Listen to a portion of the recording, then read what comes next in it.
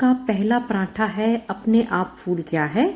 ये दूसरा पराठा है, ये भी फूल गया है। ये तीसरा पराठा है, ये अपने आप फूल चुका है। ये चौथा पराठा है और ये लास्ट का मेरा पांचवा पराठा है। 5 के 5 पराठे अपने आप फूलेंगे। नमस्कार, तेज की रेसिपीज में आप सभी का हार्दिक स्वागत है। आज इस वीडियो में हम गोभी की रोटी एक एक रोटी कैसे फूले इसके बारे में बात करेंगे। और गोभी की एक एक रोटी फूले इसकी सबसे ज़्यादा मेन बात यह है कि हम आटा कैसे गूंथते हैं। सारी रोटी का फूलना हमारे आटे गूंथने पर निर्भर करता है। यदि हम आटा ही अपना अच्छे से ठीक नहीं गूंदेंगे तो जितना मर्जी जोर लगा ले रोटी नहीं फूलेगी।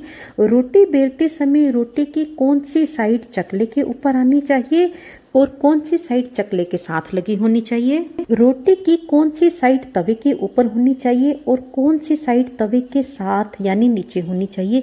रोटी किस हाथ से तवे पर डालनी चाहिए। गोभी की रोटी बनाने के लिए गोभी कैसे खरीदें, गोभी कद्दूकस कैसे करें, गोभी पानी ना छोड़े ताकि बेलते समय रोटी फटे नहीं, और रोटी में हम नमक कैसे डालें, इन सारी बातों को हम इस वीडियो में लेकर आए हैं। यहाँ पर हम गोभी की 5 रोटी बना रहे हैं और पांचों की पांचों रोटी फूल रही हैं। यदि आप भी मेरे कुछ टिप्स एंड ट्रिक्स को फॉलो करते हुए रोटी बनाओगे तो आपकी भी सारी की सारी रोटियां फूलेंगे ही फूलेंगी। तो आइए अब हम अपनी गोभी की फूली फूली रोटी बनाने स्टार्ट करते हैं। और इसी के साथ वीडियो को लाइक करना, शेयर करना, कमेंट्स करना और चैनल को सब्सक्राइब करना बिल्कुल भी मत भूलना, क्योंकि वीडियो को लाइक करना, शेयर करना, कमेंट्स करना और चैनल को सब्सक्राइब करना बिल्कुल ही फ्री है। तो आइए अब हम गोभी की फूली फूली रोटी बनानी स्टार्ट। गोभी की रोटी बनाने के लिए आटा हम नॉर्मल आटे से 19-21 टाइट गूंदेंगे। गोभी की रोटी बनाने के लिए मैं यहाँ पर मेजरिंग कप से नापकर 1 कप गेहूं का आटा ले रही हूँ। सूखे आटे में ना तो हमने नमक डालना है और ना ही हमने कुकिंग ऑयल डालना है। नमक डालने से रोटी लोहे के तवे के साथ चिपकेगी, और अगर नॉनस्टिक तवा है तो स्टार्टिंग की 2-3 रोटी ठीक बनती हैं, उसके साथ बाद रोटी चिपकनी शुरू हो जाती है। और ना ही तेल डालना है, क्योंकि आटा गूंदने के बाद हमने इसके ऊपर 1-2 बार तेल लगाना है। आटे में नमक डालकर आटा गूंदने से थोड़ी देर बाद आटा पानी छोड़ देता है और आटा ढीला हो जाता है। और ना ही हमने इसमें किसी तरीके का तेल डालना है, क्योंकि आटा गूंदने के बाद हल्का सा हमने इसके ऊपर तेल लगाना है। यदि हम इसी स्टेज पर तेल डाल देंगे तो हमारी रोटी का क्रिस्पीपन खत्म हो जाएगा। इसलिए सूखे आटे में ना तो नमक डालना है और ना ही कोई कुकिंग ऑयल डालना है। आटा गूंदने के लिए इसी मेजरिंग कप से नाप कर हम पानी डालेंगे। आटा गूंदने के लिए पानी हमने इसी स्पेस पर डालना है, इसी खड्डे में डालना है। पानी हमारी परात की साइडों में बिल्कुल नहीं जाना चाहिए, वरना सारा आटा जो है वो परात के साथ चिपक जाएगा।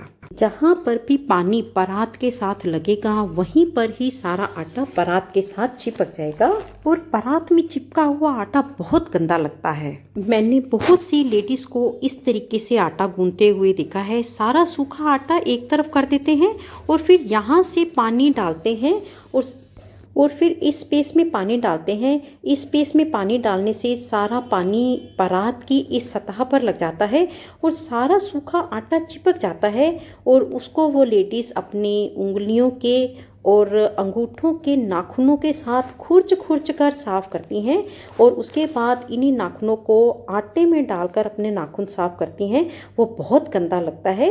इसलिए आप आटा इस तरीके से गूंथिए, सेंटर में स्पेस बनाइए और थोड़ा थोड़ा पानी डालकर आटे को गूंथिए।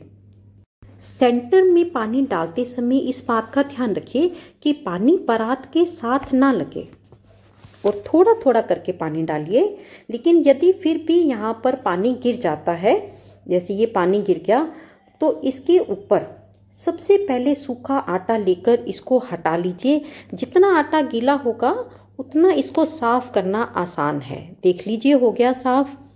अब हम इस पानी के ऊपर सबसे पहले अपने सूखे आटे को डालेंगे। इसी के साथ आटा गूंदने के लिए ना तो हमने ऐसे ऐसे करना है और ना ही हमने इसको मुक्की देनी है। ये काम बिल्कुल नहीं करना, बस अपनी उंगलियों और अंगूठे से आटे को गोल गोल घुमाते रहेंगे और बिल्कुल जोर नहीं लगाना, बिल्कुल हमने थकना नहीं है।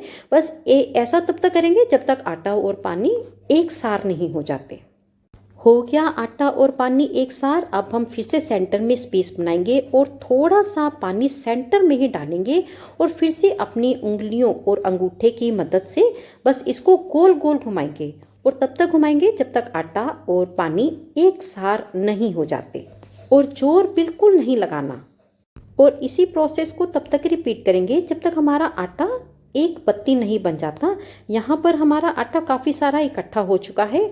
अब हम अपनी हथेली की इस चीज़ से एक बार जोर से ऐसे रगड़ेंगे तो हमारा सारा आटा तैयार हो जाएगा। हो गया आटा तैयार। इस तरीके से आटा गूंदने से आटा एक सार बनकर तैयार होता है। अगर हम दूसरी तरीके से आटे को गूंदते हैं ना, तो कहीं पर आटे में गिल्टियाँ और कहीं पर आटा पतला होता है, जिससे हमारी आलू गोभी की रोटी ठीक नहीं बनती। अब हम गूंधे हुए आटे को एक तरफ करके सूखे आटे में सेंटर में स्पेस बनाकर इसी प्रोसेस को फिर से रिपीट करेंगे। जब एक बार सारा आटा इकट्ठा हो जाए तो परात में 2-3 बार आप इसको घुमा लीजिए। अब हमने इसको गूंदना नहीं है, हम एक चकला लेंगे और बस 2 फिंगर से बिल्कुल हल्का सा कुकिंग ऑयल लेकर अपने तवे चकले के ऊपर अच्छे से फैला देंगे। हम इस पर आटा रखकर हल्का सा जोर लगाते हुए इसको इस तरीके से घुमाएंगे और इस प्रोसेस को 2 से 3 बार रिपीट करेंगे। फिर से तेल लगा लेंगे, फिर से 2-3 बार घुमा लेंगे। ऐसा करने से बहुत जल्दी स्मूथ और क्रैकलेस आटा बनकर तैयार हो जाता है। देखिए कितनी जल्दी से स्मूथ और क्रैकलेस आटा तैयार हो गया है। इसी प्रोसेस को हम 2-3 बार और रिपीट कर लेंगे। अपने इस तैयार आटे के ऊपर हल्का सा तेल लगाकर और 1-2 बार उलट पुलट कर देंगे ताकि तेल चारों तरफ लग जाए। अब हम इसे ढककर 15 से 20 मिनट के लिए रेस्ट करने देंगे। फ्रिज में रखेंगे सेट होने के लिए। तो जब तक हमारा आटा सेट हो रहा है तब तक हम अपनी गोभी को बनाकर तैयार कर लेते हैं। यहाँ पर मैंने 750 ग्राम गोभी ली है। यहाँ पर हमने रात को गोभी का डंठल उतारकर धोकर कप के ऊपर इस तरह रख दिया था ताकि सुबह तक सारा पानी नुचड़ जाए, और ऐसा मैंने अपने दोनों फूल के साथ किया है। अक्सर लोग मुझसे पूछते हैं कि गोभी के पराठे बनाते समय हमारे पराठे बहुत पानी छोड़ते हैं। उसके लिए बहुत ज़्यादा ज़रूरी है कि आप जब गोभी को खरीदें तो ध्यान रखिए आपके ये जो डंठल है ना, खासकर जब आपने पराठे बनाने हैं तब ये जो डंठल की ये जो लकड़ी वाली साइड है ना, ये हल्की सी हार्ड होनी चाहिए। इसकी भी हार्ड है और इसकी भी आप देखिए हार्ड है। देखिए लकड़ कितनी हार्ड है। जिस गोभी की ये लकड़ हार्ड होती है ना, वो गोभी पानी नहीं छोड़ती। अगर आप गोभी की रोटी बनाने के लिए गोभी को खरीद रहे हो तो गोभी के फूल को उल्टा करके उसके डंठल को देखिए और फिर आप उसको खरीदिए। अगर ये चीज़ बहुत सॉफ्ट सी होगी ना तो हमारी गोभी की रोटी जो है ना, गोभी बहुत पानी छोड़ेगी। ये बहुत बड़ा सीक्रेट है गोभी की रोटी का कि वो पानी ना छोड़े। कद्दूकस की बड़ी वाली साइड से ऊपर से नीचे जोर लगाते हुए जाएंगे। नीचे से ऊपर जोर लगाते हुए नहीं आना, वरना हमारी गोभी के ये जो मोटे मोटे डंठल है ना, ये टूट जाएंगे और जिसकी वजह से हमारी रोटी फटती चली जाएगी। ऊपर से नीचे जोर लगा के इसको कद्दूकस कीजिए।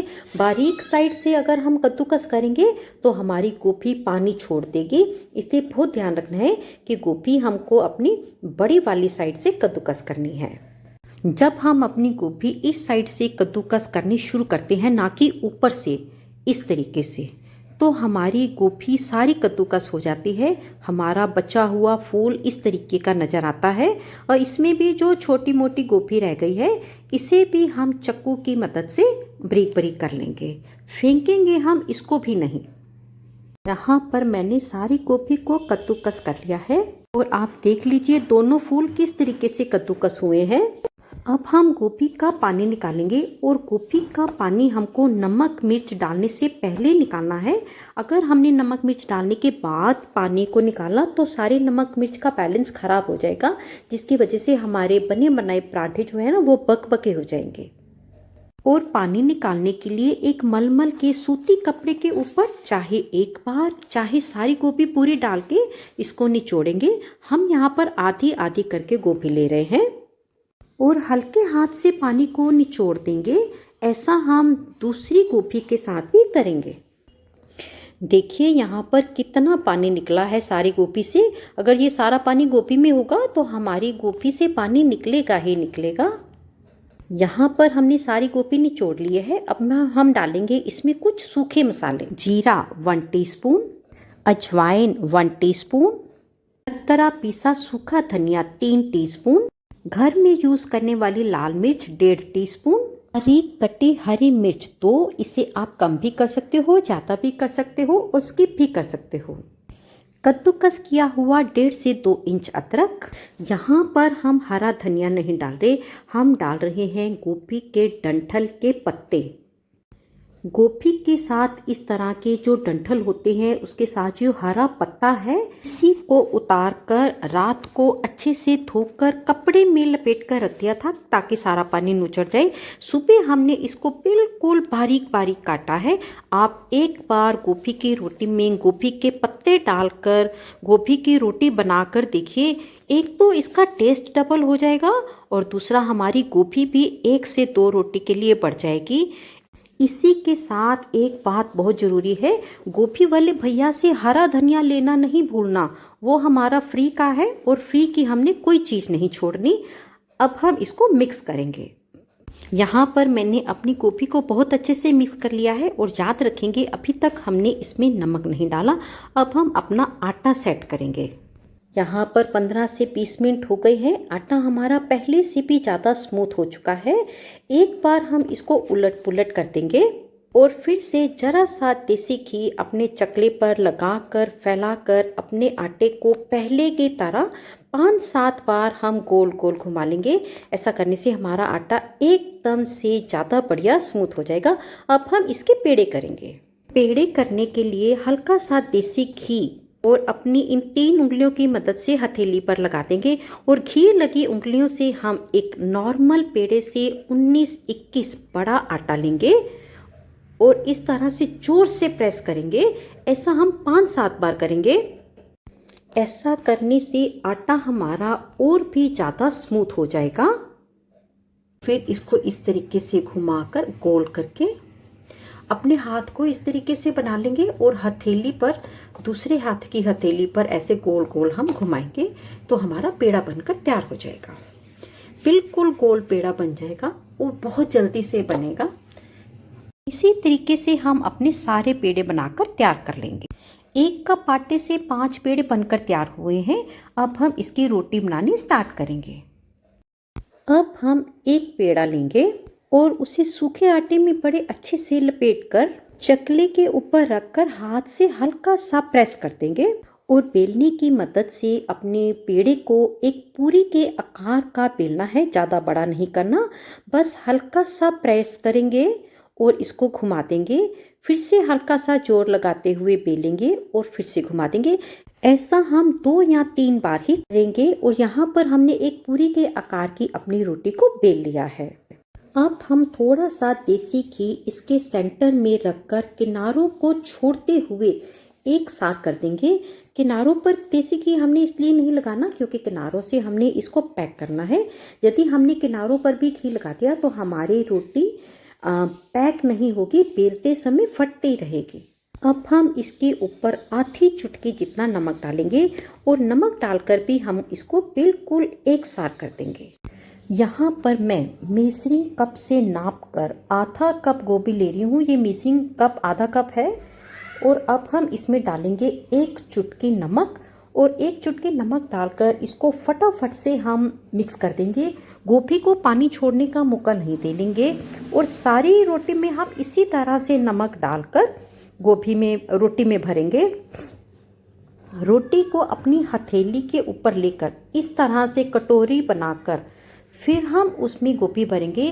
गोभी को चकले के ऊपर रोटी रखकर बिल्कुल मत भरना वरना उठाई नहीं जाती। एक बार गोभी भरकर अपनी उंगलियों और अंगूठे की मदद से नीचे प्रेस करेंगे और अपनी कटोरी में स्पेस बनाते रहेंगे।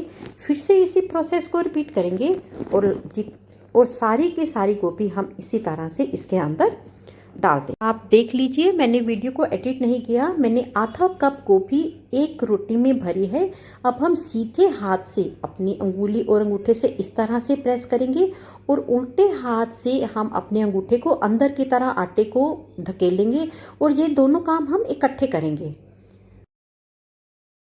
और जब हमें लगे गोभी थोड़ी सी बाहर आ रही है तो उंगली से अंदर प्रेस करके अपने प्रोसेस को फिर से रिपीट करेंगे। यहाँ पर मैंने अपने पेड़े को पैक कर लिया है। अब हम रोटी बेलते समय ये वाली साइड ऊपर रखेंगे, हल्का सा प्रेस कर देंगे। अब हम लगाएंगे इसको सूखा आटा। सूखा आटा हम एक ही बार अच्छे से लगा लेंगे, बार बार उठाकर रोटी पर सूखा आटा नहीं लगाएंगे और हल्का हल्का सा हम सूखे आटे में अपनी रोटी को प्रेस करते रहेंगे। बस अब हम इसको चकले पर रखकर भी हल्का हल्का सा प्रेस करके अपनी गोभी को एक सार कर लेंगे। बस अब हम इसको बेलेंगे, इसके ऊपर कोई सूखा आटा हमने नहीं लगाना। रोटी बेलते समय आपने जोर बिल्कुल भी नहीं लगाना, बस हल्का सा जोर देते हुए बेलने को एक बार घुमाया, रोटी को घुमा लिया, फिर से एक बार हम बेलने से रोटी को घुमाएंगे और साइड चेंज कर देंगे। और आप देख सकते हैं कि हमारी रोटी गोल गोल भी घूम रही है। हमें बार बार उठाकर सूखा आटा नहीं लगाना पड़ रहा है।